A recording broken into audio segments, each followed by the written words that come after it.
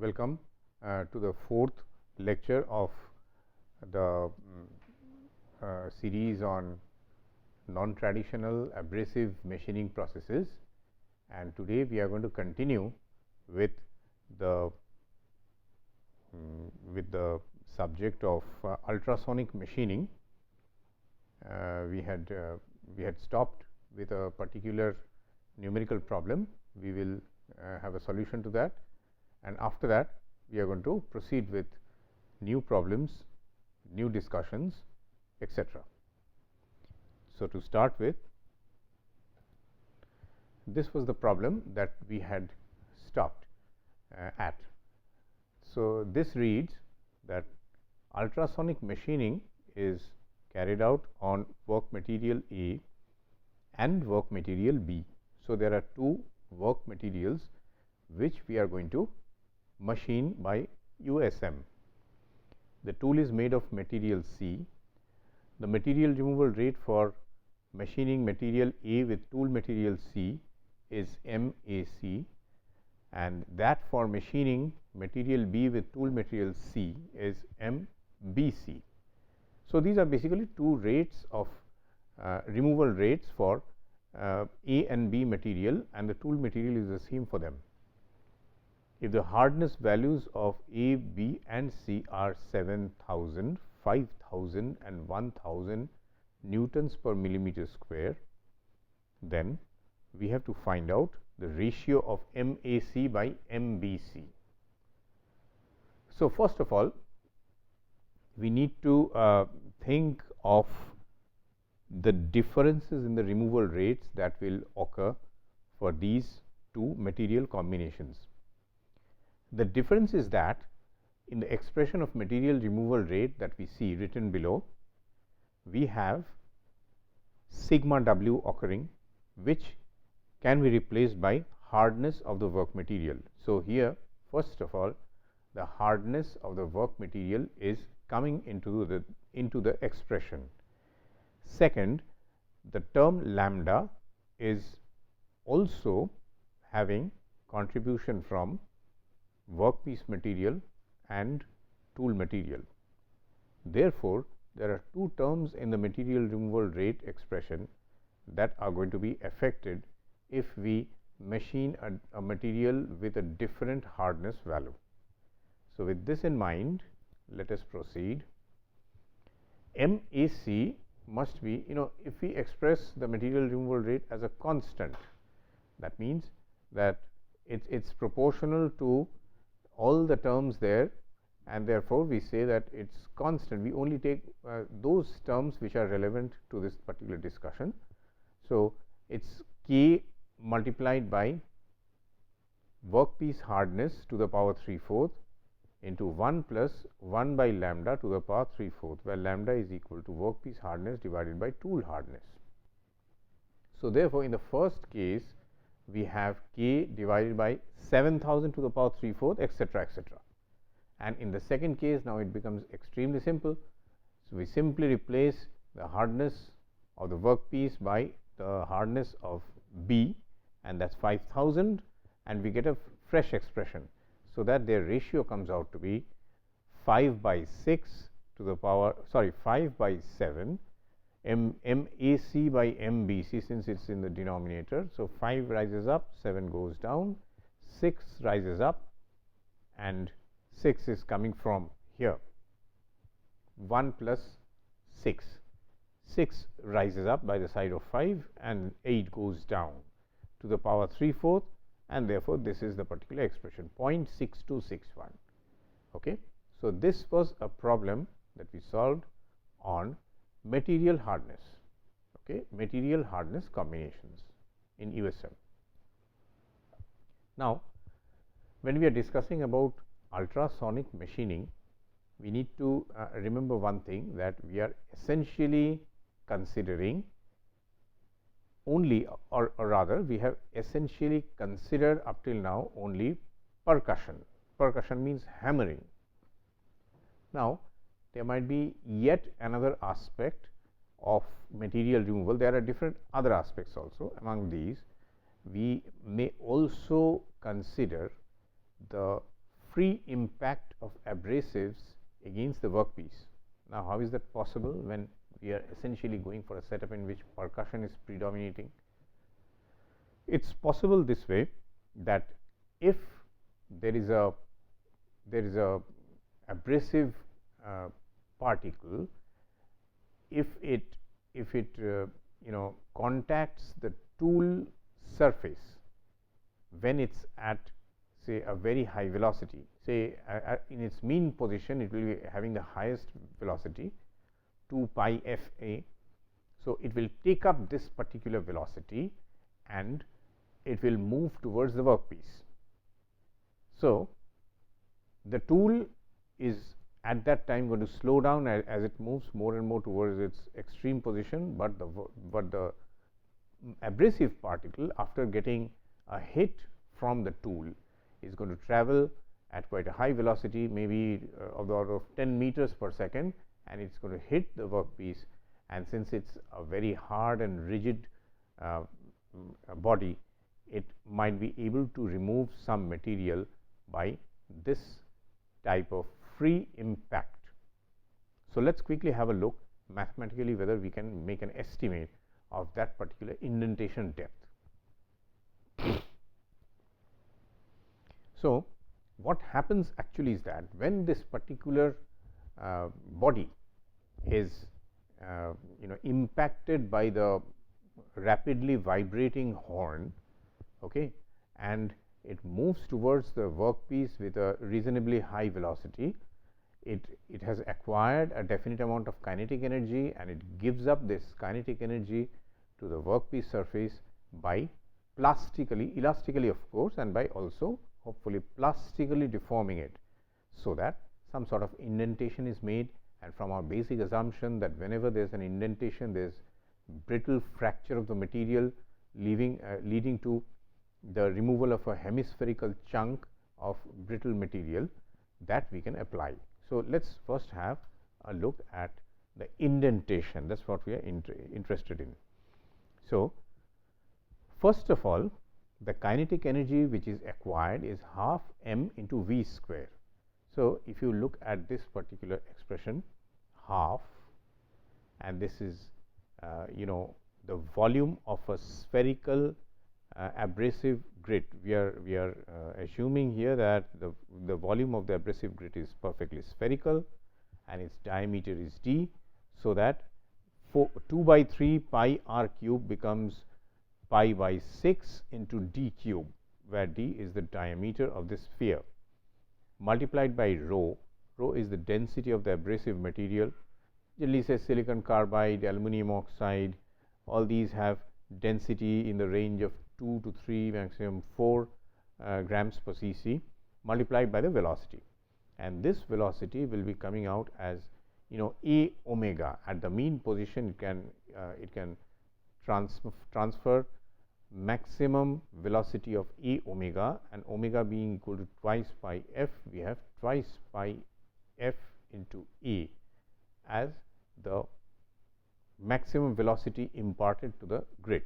So, we have 1 by 12 into pi into d cube into rho into 2 pi f a, that is v square, 2 pi f a whole square. Now, this will be equal to the plastic deformation energy which is gained by the workpiece. How can we express it? We can express it as F being an impulse force. It leads to the deformation of the workpiece surface, and we will say that this particular strain which is undergone by the workpiece, that is equal to delta. Okay, indentation is delta, and since the force is not always equal to the maximum F impulse force, it gradually builds up. So, we take the mean value of the force occurring through the event, and we have half into F into delta. So, delta is the indentation. F value we do not know, but we can make an estimate of it, and therefore, kinetic energy is being converted to plastic deformation energy or strain energy of the workpiece. So, after that, how do we estimate this impulse? Fi impulse force. This is equal to sigma W, that means the flow stress of the workpiece multiplied by the projected area. So, if it is making a crater of diameter d, in that case the area of the crater is equal to pi by 4 into d square, and therefore, sigma W into pi by 4 into d square is going to give us the value of the force. That is, we are assuming that it is just at the boundary of plastic deformation when the deformation stops. Just ahead of it, the force was high enough to cause plastic deformation. So, we can replace this since we have already discussed it and accepted it, we can interchangeably use hardness value of the workpiece and its plastic flow stress, and pi by 4 into 4 d delta, where d is the diameter of the abrasive grit and delta is the indentation depth. So, if we replace the value of the force is being made equal to the flow stress into the projected area, and flow stress is being replaced by hardness value, and projected area diameter is being replaced by abrasive grit and the indentation. So, we have ultimately this particular expression. Okay. Just one moment, I think I have missed one particular delta value here. Let me quickly have a look in the next expression. Okay, I think this gives us a good opportunity to work it out.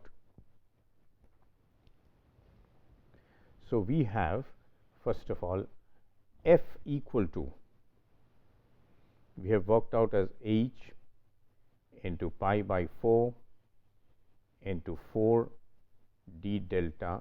This is equal to H into pi into d into delta. Now, therefore, half F into what do you call it delta will naturally give us H, half into H into pi into d into delta square. So, a delta square value is occurring here, and from the other side we have got half 12 into pi into d cube into rho into 4 pi square f square e square equal to half h pi, just one moment, pi into d into delta square. So, here from here what we find is that 1 delta cube will cancel with this delta. So, the d square will be obtained, and since this pi is here, this pi will be cancelled out, and therefore, delta square, if we try to express, rho is here. So, we write rho here, h is here, and this h will go down, 2 will come up, 2 will already cancel with this one to produce a 6, this 6 will cancel with this. So, 2 will remain here and 3 will come here, and therefore, we are going to get pi square here, f square here, e square here. Okay? And that means when you take the root over, we will get something of this type, right. So, 2/3 rho by h into pi f a. So, 2/3 rho by h into pi d f a. Oh my god, I missed the d square was here, right. So, d square, that will also be included. So, this expression, though there was in one of the intermediate steps there was a mistake. Kindly bear with me. So, finally, the expression is however correct. So, if we take some typical values, let us have a quick look. Then we are taking silicon carbide as the abrasive material. and the work material is being taken as tungsten carbide, and we have listed some values of these two materials, and we will be utilizing them in order to get an estimate of the typical indentation value that we are going to obtain for this material combination, that is silicon carbide as the abrasive particle material and tungsten carbide as the workpiece material. How are they going to affect these? For example, rho is going to be affected by silicon carbide density, H is that of tungsten, D is the diameter of the abrasive particle, which is 10 microns, and F is the frequency given to be 25,000, and A is the amplitude of vibration, which is 25 microns. So with that we can make the calculations, and it comes out to be 1.074 into 10 to the power minus 5. You can check up this calculation that I have done. By chance there might be one or two mistakes, so I really appreciate if you do it yourself and try to match this answer with yours. So let's have a quick look. If it is 1 into 10 to the power 5 millimeters, let's see how many microns that comes up to. So for converting this into microns, 3 of these 10 to the power minus 5, 3 of them will be gone. So it will be 1 into 10 to the power minus 2 microns, 1 into 10 to the power minus 2 microns. So not even 1 micron, but 1 by sort of 100 microns, 1 by 100 microns. So not even a sub-micron deformation, very less. But in that case, in order to compare, we need to find out what is the deformation caused by hammering. So let's take a typical example. So here there are particular values provided. Let's see what are the differences with the previous case. Yeah, we have taken a much harder material. Let's see what happens. Much harder. Even if you take a much harder material, plastic material, the plate material has a hardness of 69000 newtons per millimeter square, 10 times harder, but still you will find there will be much higher deformation, indentation. Abrasive grids are 0.01. So what's happening here? A through hole of cross sectional area 24 square millimeters has to be made in a plate of brittle material of 5 millimeter thickness by ultrasonic machining. Okay, a through hole cross sectional area of the tool is given to be 24 millimeters square and 5 millimeters thickness. The plate material is 69000. The abrasive grids are 0.01 in diameter. Amplitude is 0.025 millimeters, that means 25 microns. Abrasive concentration is 1:2 parts in slurry. Lambda is to be assumed to be 9. Static load is 10 newtons and frequency is 20,000. How much is the deformation depth per impact? First of all, we have tried to estimate how many abrasives are actually acting. This is not a part of this particular problem, but we have done this with a particular purpose. All the textbooks which are circulating in the market, among them some textbooks are working out the expression of concentration by volume considerations, and there are other textbooks in which concentration has been given an area concentration consideration. What do I mean by that? I mean that if the area of the surface of the tool is 10 millimeters square and the concentration is half, in that case it will be assumed that 5 millimeters square of that particular area is occupied by abrasives, and then this particular cross sectional area will be divided by the cross sectional area of one abrasive particle, and it will result in the number of abrasives that we have to deal with.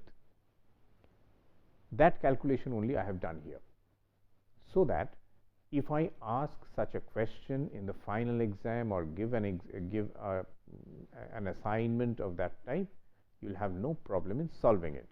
But I will definitely, explicitly state that use such and such method, so that unnecessarily no controversy gets created. Okay. So, here what we are doing is 24 is the cross sectional area. I am multiplying it with the concentration. So, getting the area of the area covered by the abrasive particles to be 12, and this I am dividing by the cross sectional area of the abrasive, single abrasive, and this is giving me 1,52,788 abrasive grids, not money, but abrasive. Okay. So, 1,52,788 grids are present under the tool for this particular case, and we have considered area here. What if we considered volume? In that case, we would have considered a volume equal to surface area of the tool multiplied by the height equal to the diameter of one abrasive. Okay. So, the cross section area of the tool multiplied by the diameter as the height of that cylinder or whatever type of body results. Okay. That will be the volume. Half of that volume, if concentration is half of that volume would have been considered to be belonging to the abrasives, and then this would have been divided by the volume of the one single spherical abrasive, and we would have obtained the number of abrasives in this manner.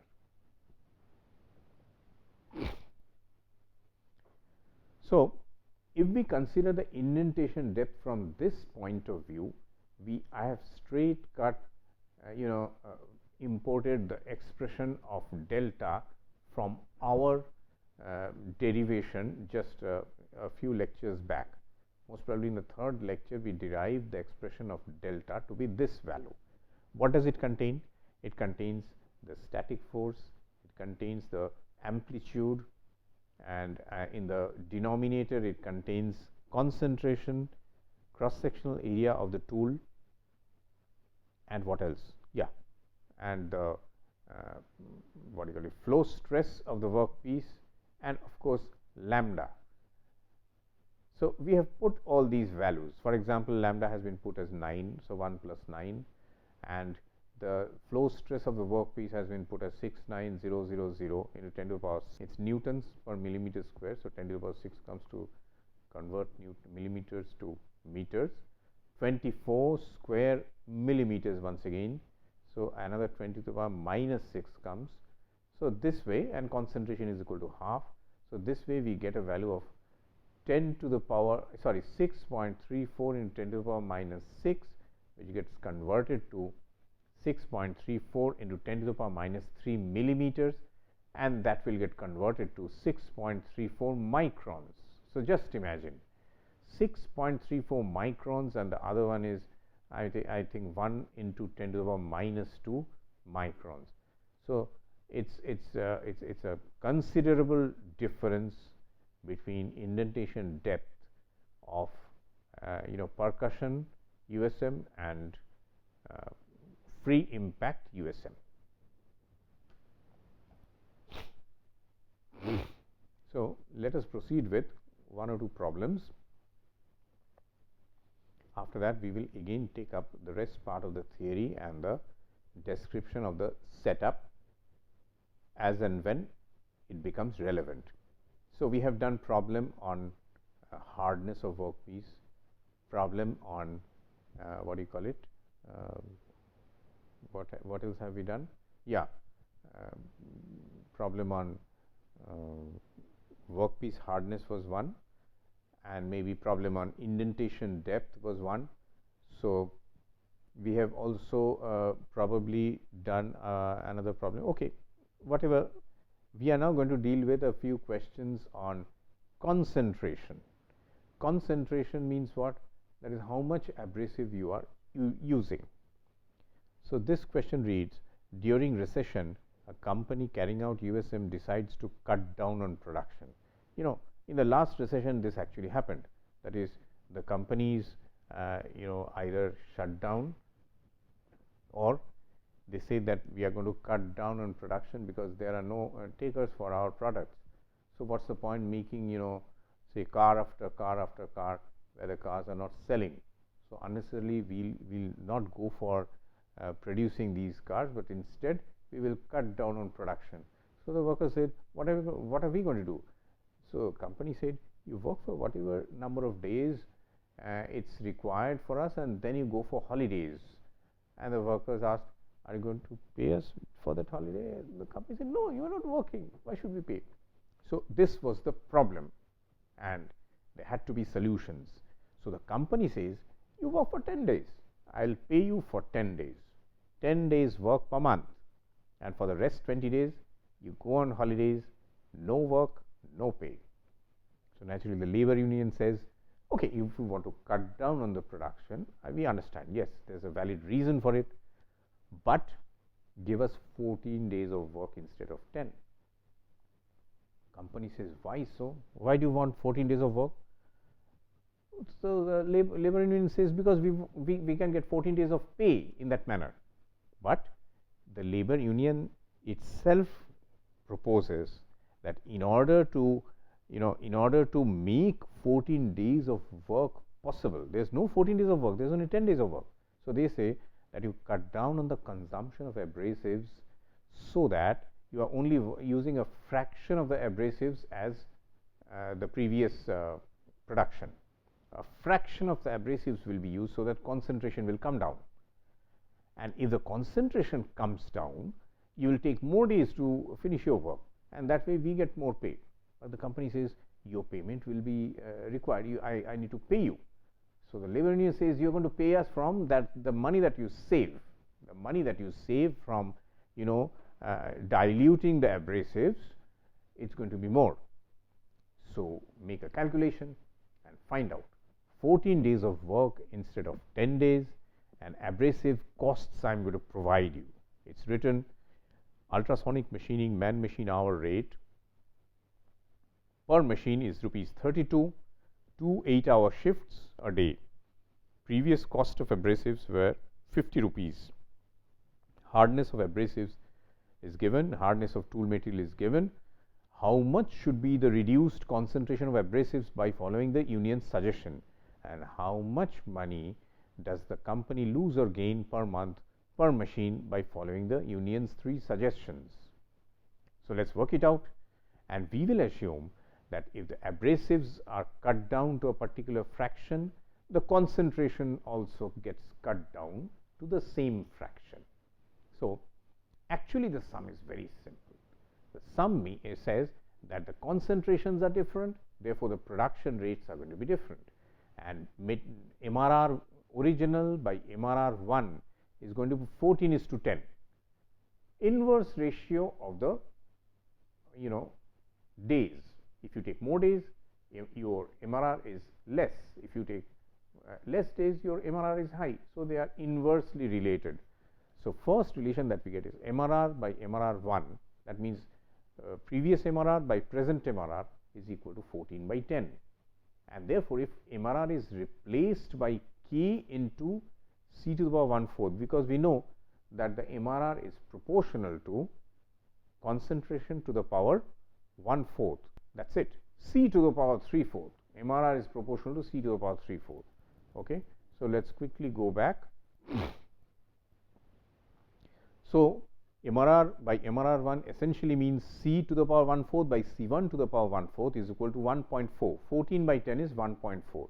And from there we can relate C1 to be equal to C by 3.8416.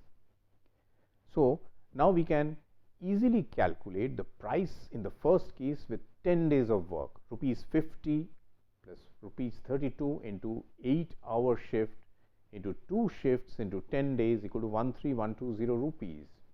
In the second case, we have considered if the concentration goes down, So, the cost of the abrasives go down proportionately. So, previous concentration by 3.8416. So, 50 rupees by 3.8416 plus rupees 32. Rupees 32 you cannot change. 8 hours, 2 shifts, 14 days now. 14 days equal to 10083. The price has come down. So, the company even after paying the workers will save a lump sum amount of money equal to 13120 minus 10083 rupees. So, now we come to the end of the fourth lecture. We will again take up different cases of ultrasonic machining in the fifth lecture, and in the fifth lecture I will try to give you as many questions, numerical questions and MCQs as possible, so that you are well prepared for your first assignment. Thank you.